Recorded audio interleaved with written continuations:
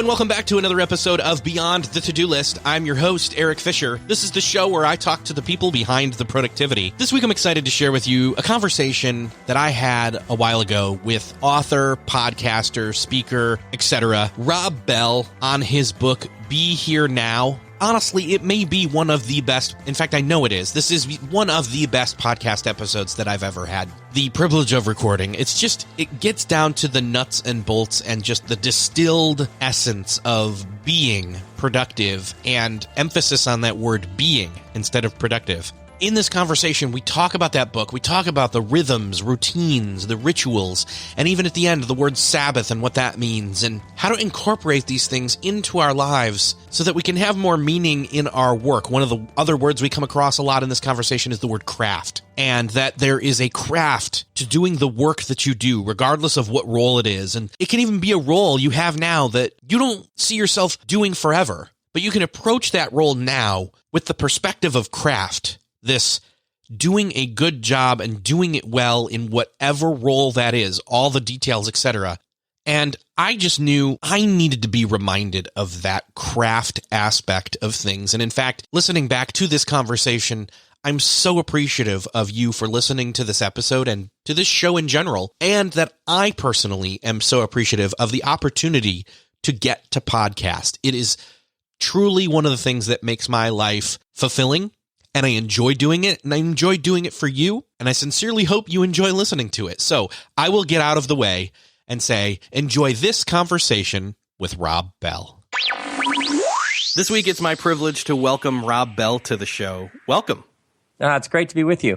Rob, I've been following you for years and years, and randomly, I think I saw that you were giving away your novel on Instagram. And it said, sign up for the newsletter. And I'm like, oh, that's a good idea. So I did. And then I got this email, and it was the story, you telling a truncated version of the story of your head injury from the summer of 2000. And as I'm reading it, sitting there in the coffee shop, I'm fascinated. And then you expand upon it in the new book. And I just thought, wow, it was almost like having a superpower. Oh, I have been doing interviews and nobody has used the word superpower. It's like the head injury was your being bit by the radioactive spider in a way. Oh my, you're piling it on. I love it.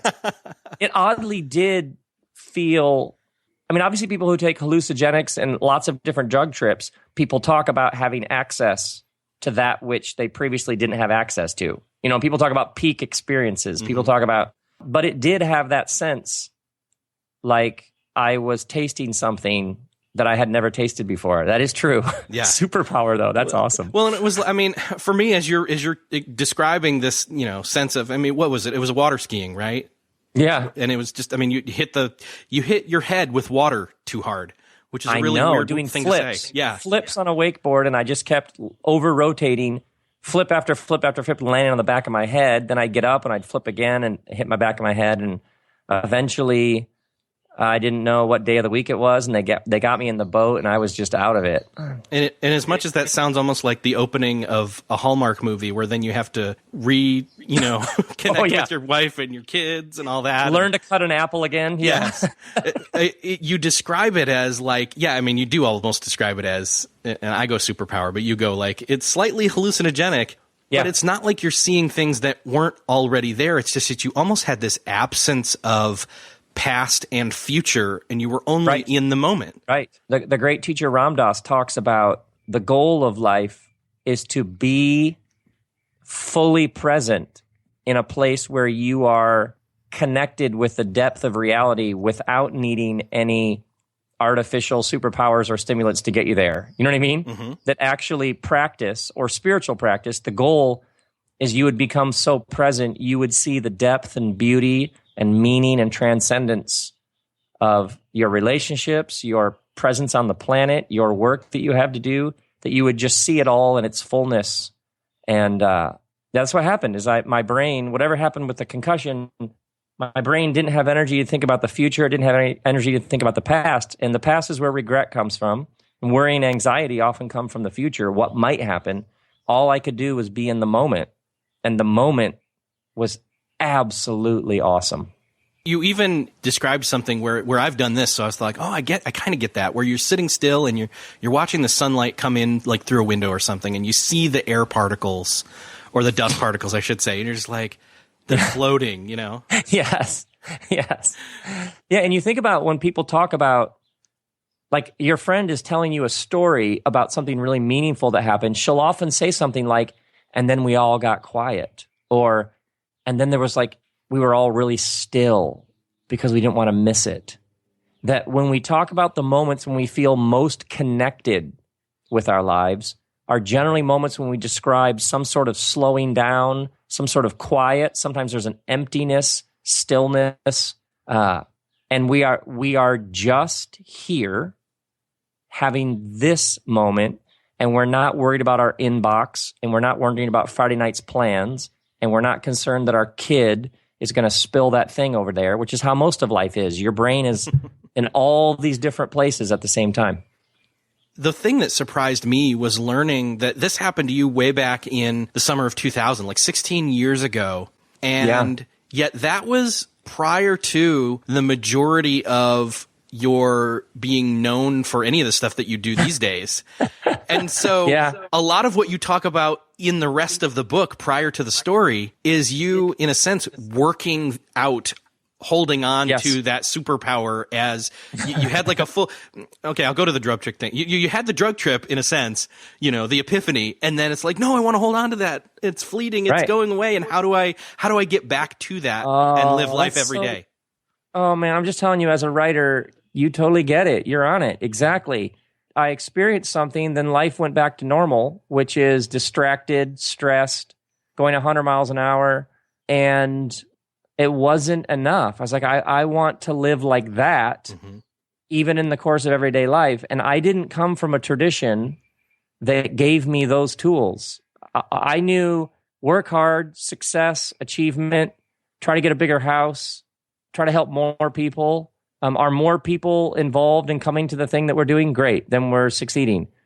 I didn't have any resources for how to be here and nowhere else. And something about the modern world has split us and distracted us more than ever. So the book is in some ways 15 years of what I've learned, or muscles you develop, or tools that you gain, so that you can not feel like your life is passing you by, or you're skimming the surface of your own existence.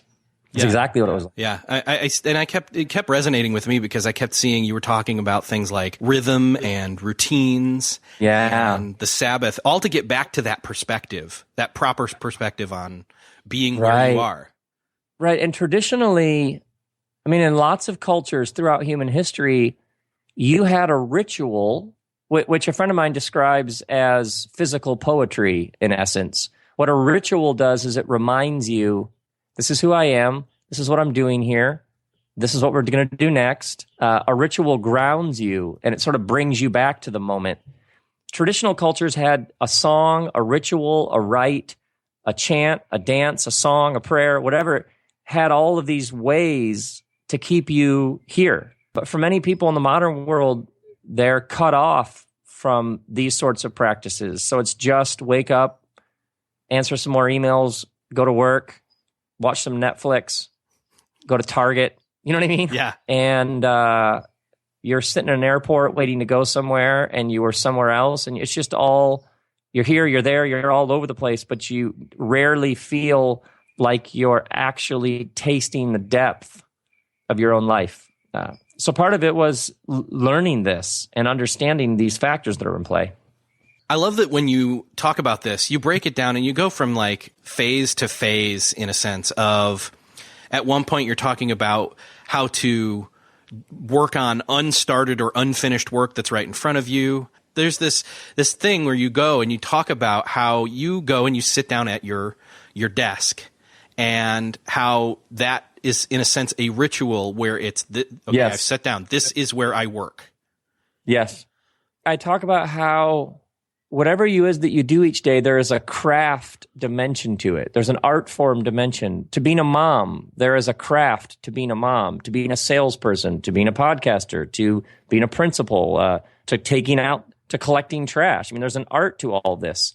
And many people in the modern world have lost this, but the physical setting, the tools that you use, the equipment that you use are all part of how you do your work in the world. So one of the things that I've observed is the people that were doing great work and seem to have some level of enjoyment about their path, when I would interview them or go visit them, they often, their physical space was arranged in a particular way. They'd be like, this is my desk, this is the pen, this is the pictures that I look at. And a lot of people, their physical space is filled with all kinds of crap. You know what I mean? There's Yes. clutter. They'll say like, oh, it's just so messy. It's shocking how your physical environment affects your interior life. And if you have too much stuff, if you have too much clutter, if your car is filled with trash, there is a deep, I would argue, spiritual connection with your sense of peace, your sense of calm, your sense of intentional, this is who I am, this is what I'm doing, this is what we're doing today. So I begin with like really basic stuff, like get rid of all the crap at your desk so that it's a clean place. And when you sit down, you're like, this is what I do, and this matters, and this is good for the world. And now I'm going to do my work for another day. These sorts of things can radically transform your life. So the rituals that you do in terms of what you sit down and what you're talking about uncluttering so that you can actually do the ritual. Yes. If it's physical poetry, you have to have room to write in the lines. Yeah. And you'll find a lot of people will say, well, like, I got these 6 different things I've started, but none of them are finished, and they're just sort of all hanging around. Pick 2 of them, actually finish them, put the 4 of them in a box in storage, do the 2 so that you have the sense of satisfaction that you did those 2, then pull the other ones out. Otherwise, it's just a hairball. It's just a hairball of stuff that you'd like to do that gives you all this guilt and shame, but you don't feel like you're actually making progress. And for a lot of people, you have to break it down. And part of being present is simply, this is what we're going to do today.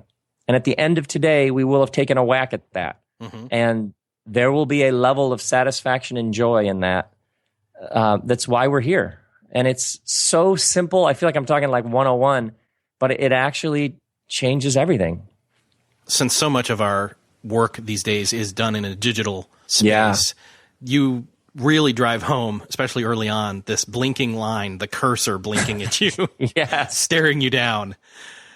I love that. And I think that's one of the key, I mean, because I've been there. We've all been there. I haven't started. I don't know how to start. I don't know what to do. And one of the things you drive home also is this thought that we don't do it because we have this fear of non-originality. That somebody's already done it. One of the things I talk about in the book is getting out of your head.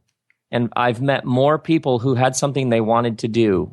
It's like at their heartbeat level, I'd always wanted to try this. But there's all kinds of people who already do that. Yes, but you haven't done it. And they may be saying that, and you may be saying something similar, but that thing hasn't come through you, through your unique challenges, desires, longing, heartache, pain, that this idea that you can only do things that are brand new and original the world has never seen. The world has never seen you.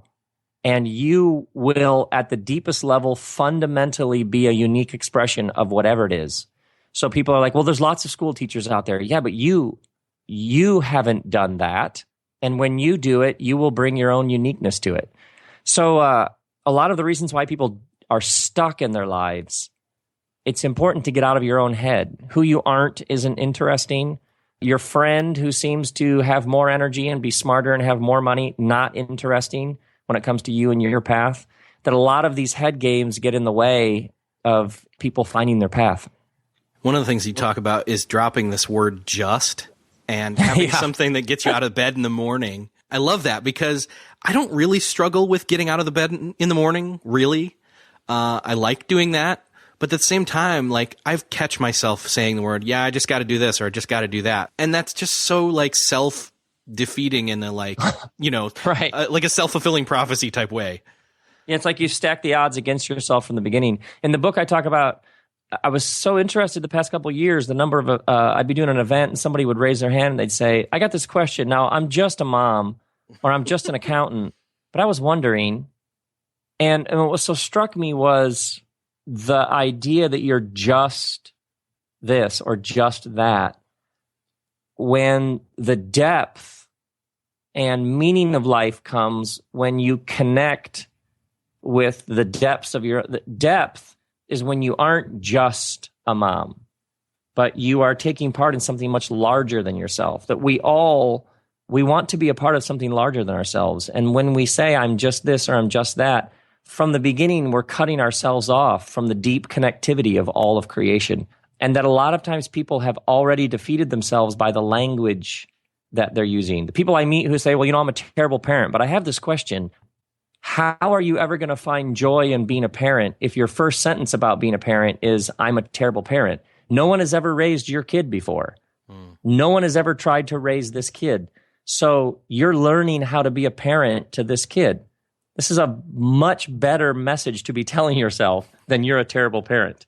So much of being present is about identifying the destructive voices that are playing in your head and replacing them with more true and beautiful messages. And it definitely goes back to the whole finding the craft of the thing that it is what, finding the craft in whatever you do, whether that's something that you've chosen to do or whether that's an obligation, whether that's, you're sitting in your cubicle and that's the job that you can get right now if times are tough, but you find the craft in that. Yes. And what's often interesting is it's often the most mundane jobs that when somebody does them with a sense of craft is suddenly they leap, and you're like, every one of us has been in a store and the person helping us was really on it. They actually were giving it their best, and it actually matters. It actually changes things. And the idea that human beings have this sort of potential and power is just staggering to me. So I just begin with you throwing yourself into whatever you're doing is fundamentally interesting and good for the world. That reminds me of a story that just came to me. It's John Acuff tells this story. He was calling up Apple support. Something was broken in his iTunes, and he's talking to this woman who's, up in her late 40s, early 50s or something. And he says, so why are you doing this job? I mean, is this your, I don't know how the conversation got to that point, but basically she expresses, I love talking to people every day, and I get to learn so much about how to figure stuff out and troubleshoot. Oh, so good. And it's a call center person. And it flips it on its head, and suddenly you're like, even a call center person, and see, even me saying even right there was kind of a just a call center person jab. Right. And it's these roles that people sort of pass over, like, well, I'm made for much bigger stuff. You go do that, and you throw yourself into it, and doors will open. That is how the world works. Well, and the other thing is that if you're thinking that you're made for bigger stuff, then in a sense, because you're aiming only for that and you miss the craft of learning all the different crafts along the way, then when you get up to that place, you're kind of going to be a little bit hollow in some senses. Right. Well said. Very well said. And I think the other thing is that, and I haven't even touched on this word. I've got it written down here. I'm trying to figure out how you pronounce it. Is that ikigai? Ikigai. And so the Japanese word ikigai is this finding this joy in everything you do, but that's a oversimplification of what that means. The Japanese have this word that sort of means that which gets you out of bed in the morning. Sometimes it's translated reason for being. That your ikigai is what gets you out of bed in the morning. It's your sense that you have a meaningful contribution to make. And what I find really interesting is your ikigai may shift over the course of your days. For some people, it's like you go to college, you get trained, you get to do something, and you do that for the rest of your life. But I don't know anybody who's done the exact same thing the whole time. And maybe if people loosened their attachment to doing this thing every day for the rest of my life and thought of it as a bit more fluid, like you're doing this now, and then that season may end, and you may do something else. Somebody near you may become very sick and you need to take care of them. The economy may shift and the thing that you're doing may be not needed anymore, so you go do something else. If the whole thing is thought of in much more fluid and adventurous terms, your life is an adventure that you get to go on. So what are you going to do for this season? And then what are you going to do in the next season? It's just a much, much better way to think about the whole thing. And the Japanese, of course, the assumption is that your Ikigai will take a lot of work. It will be a never-ending process that you are working through. Because I meet more people who are like, I want to get this figured out so that I can relax and sort of cruise. But that's not actually how life works. And it's kind of this struggle between there's nothing else harder than doing that or easier than doing that. Yes. It's both exhausting and exhilarating all at the same time. And that whole idea of like, okay, I'm going to pick this thing and it's what I'm going to do for the rest of my life. Like the fallacy of I'm going to pick my college major. That's what this is my career for the rest of my life. Right. So podcasting, you're doing this now and I'm doing this now, but podcasting didn't exist when either of us were in college. I know. So that bizarre. was not an option. Right. And overnight, it feels like this medium appeared that you can sit at your desk and talk to people all over the world for free. I mean, that is, if we'd have described this to us 10 years ago, 15 years ago, we would have been like, what? That is amazing. $100 microphone? You can do that? Incredible. Yeah. And I think that just moving forward, again, if we're going to be shifting from thing to thing to thing because circumstances change and we grow and we change, then again, that's just another reason to look back or look at every time you're in a circumstance right now, or even an opportunity is a better way to maybe spin it, is looking at it from that craft angle. And you even go into talking about craft versus success and how we really have this idea of, oh, this is the thing I want to be really, really good at, but going at it for the angle of being good at to be good at it versus being good at it to get paid to do it. And I don't think success and craft are like mutually exclusive, but it depends on your definition of success, right? I try to make success sort of this inflated, overgrown, bloated thing that's just basically the problem with, I use like capital S in the book, is when you tell yourself, I will have joy when I get that money, when I have that level of success, when the company is that big, when I accomplish those things. And the problem is, what ends up happening is the joy is always just up ahead in the road. When I get this. And oftentimes what happens is there's this existential thud when you get the thing that you have been working for the whole time and it doesn't deliver what it was supposed to.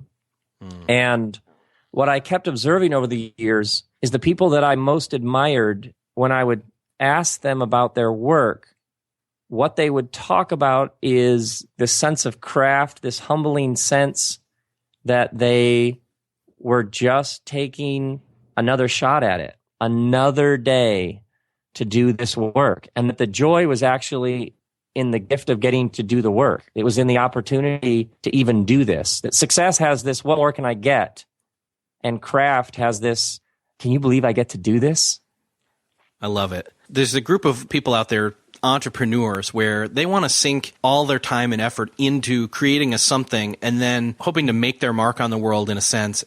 They're the kind of adventurous people that, and some listen to this show, but all your listeners, everyone is. You had something where you already had like everything was steady. You're doing things normally. You're going about your job and jobs, and you. In the meantime, you're doing this thing. You're creating this thing with Dickie. With Dickie Lives. And it's not like you went out and I won't tell the story what that is, but it's, basically a side project where you're making a cartoon from stories you were talking to your kids about. And yeah, there's always a side project. Yes. And the thing is that it's not like you put the pressure on that. Like you didn't mortgage your home in order to make Dickie Lives work, I didn't, although I have lost insane amounts of money trying things that no one's ever heard about. So where's the balance there with that then? Where's the balance of finding the joy that your Akagi gives you with the idea of doing that thing for a living? Oh, yeah. That's sometimes people have this love of something and their first thought is, if I could just do that for my job, that would be the ultimate. But the problem is, that thing that you love, if you did it for your job, that thing may not be able to bear paycheck kind of weight. You may actually hate that thing if you had to do it. If you had to play golf and win, it might suddenly not be as fun. It might actually be a job. So I always, when talking about a key guy, calling, vocation, path, job, career, etc., I think it's always important to remember sometimes you just need a job, just a crap job, but that it makes money to put food on the table so you can do the other thing. And the other thing then can be free. It doesn't have any weight. For example, a lot of people would love to be paid to create things. But if you're paid to create things and you have to deliver something, but the muse hasn't visited you, you know what I mean? Yes. Like you don't actually have an idea and you have to come up with something that is unbelievably excruciating. I know more people who got a book contract and didn't have anything to say and had to give the money back because they were like, oh, this is different than I thought it would be. If you get paid for that, you actually have to produce something. It's no longer fun. So it's really important to remember sometimes the reason why you love it is because there's nothing at stake. You know what I mean? There's just nothing on the line. You're just making it. So there's lots of things I've made where there was nothing at stake. And lots of things that no one ever knows about because I made it and then I was like, I don't know what that is. And it's just sitting. I have stuff sitting I have whole books sitting in my computer. I have so many things I've made that are like, I don't know what that is. That novel that I released last fall sat in my computer for 5 years. It just sat there. So I was like, I don't know what to do with this. And then eventually I was like, why not? I should just give it away for free. What I'm getting so at as far here as is balance, I have no idea. I have no idea where the balance is other than there may not be a balance, to be honest. Yeah, I don't know if balance is the question. The question is you have some basic bills that need to be paid. So let's start there. Because if those aren't taken care of, the amount of stress that you'll be living with, you know what I mean? It's not worth it. It turns that cursor, that blinking line, into an even more stressful situation. Right. Panic. So sometimes I actually think calling is overrated and curiosity is underrated. So what are you curious about?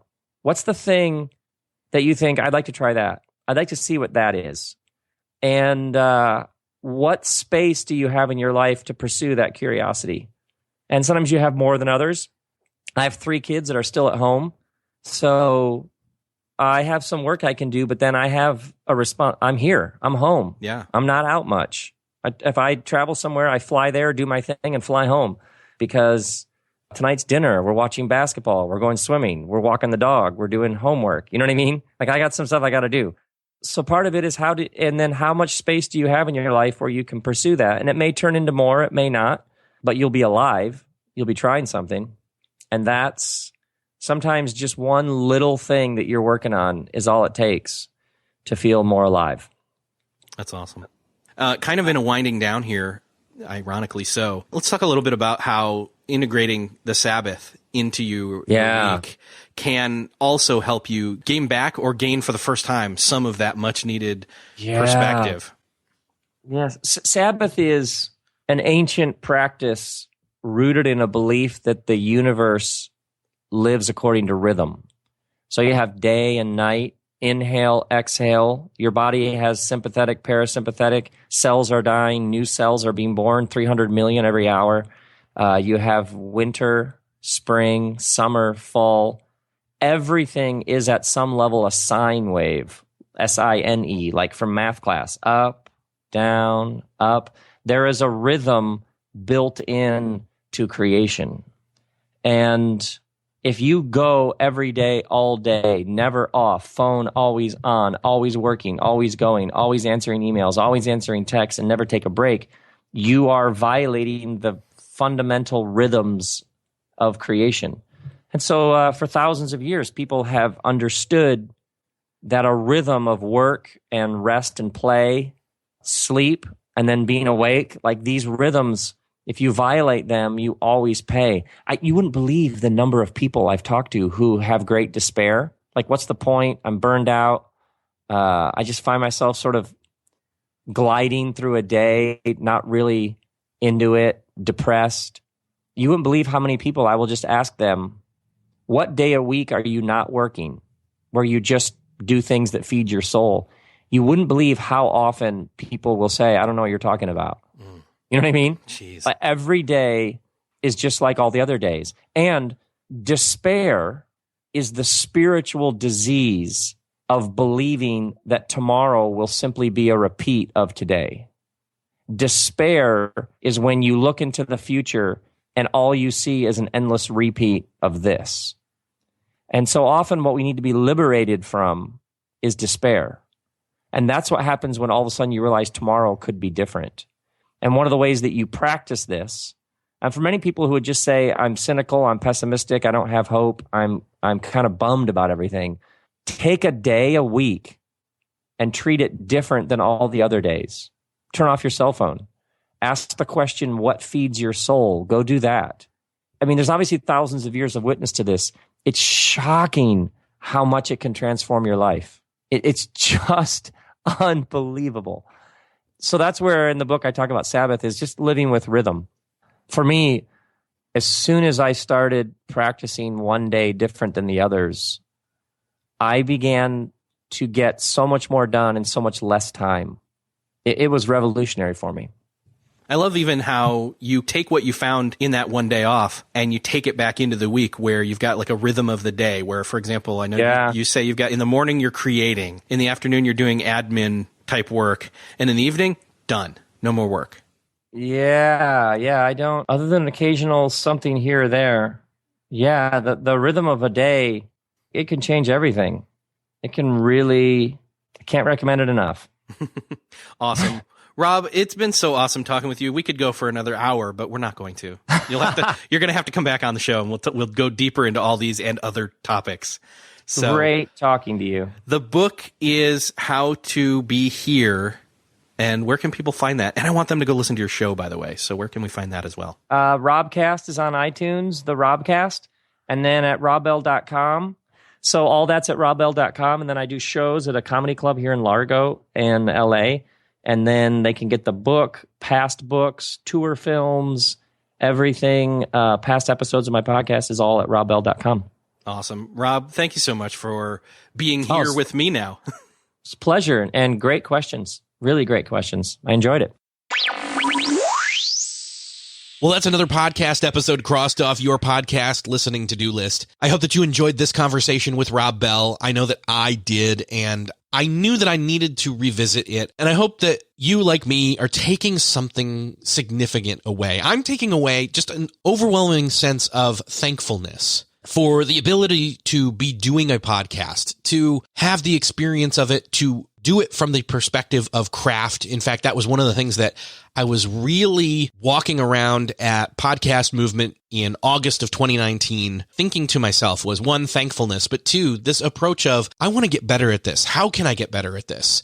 I want to do better shows and be a better podcaster, not for the sake of growing the show to giant numbers or anything like that, but to have a satisfaction in work well done. So I hope that you got something out of listening to this conversation. And if you did, I would love for you to share this podcast with somebody you know needs to hear this. And the most obvious way to do that is to hit the share button in your podcast player app of choice where you're listening to this right now, or head on over to the show notes for this episode at beyondthetodolist.com/307. There you can hit the share button and, send it wherever you need to. And if you did that, I want to just say thank you again for sharing.